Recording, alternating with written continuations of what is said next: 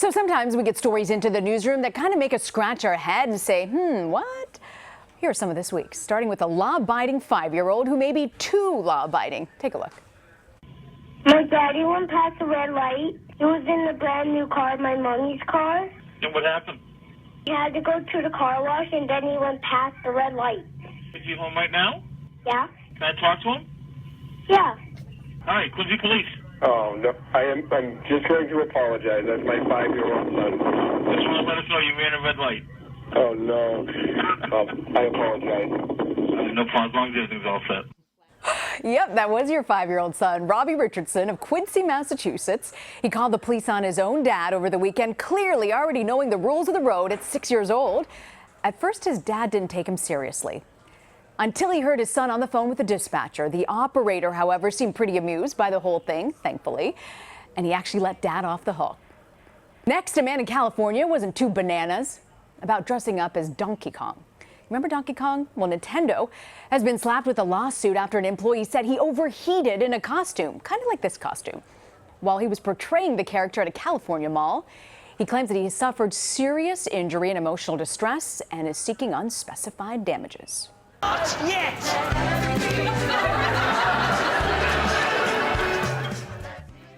Which got us thinking, maybe he should have taken some pointers from James Corden and crew.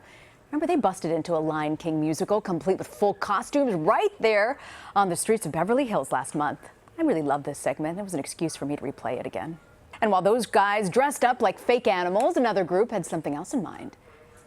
Yeah, don't worry, folks. It's a fake dog. It's actually the brainchild, or maybe I should say the brain pup, of a team at the University of Florida's veterinary school.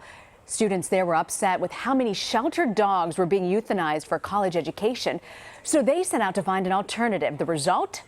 This synthetic canine. Their hope is that the synthetic dog will completely eliminate the use of animal cadavers in education. Now, they say what goes up must also come down. Take a look at this. A man in Beijing set out on the daunting task of building a life-size Nick the Fox Lego sculpture. That's a character from the Disney movie Zootopia. He spent 3 full days and nights assembling the 10,000 bricks. Yeah, there were 10,000 of them to put on display in Beijing's Wanda Plaza when, yep, could have guessed it, completely knocked down and destroyed only 1 hour after being presented to the public. Apparently, a no-touching sign wasn't enough to stop an eager 4-year-old from doing that. Well, traveling from China to Egypt now, there's a group of researchers that made a discovery that is out of this world. They've concluded that this iron dagger from King Tut's tomb is actually made from a meteor. Yeah, the group of scientists used X-ray technology and found the dagger is made of iron, nickel, and cobalt. All 3 of those components match with meteorites recorded from the region over that time. The best part? Researchers say that the Egyptians knew what they were using. Iron from meteors were commonly used in ornamental and ceremonial objects. Hamilton lovers were able to keep him on the $10 bill, but they weren't able to keep the man playing on the Broadway stage. That's right. Lin-Manuel Miranda of the Broadway mega hit Hamilton told those close to him he's going to depart the show July 9th.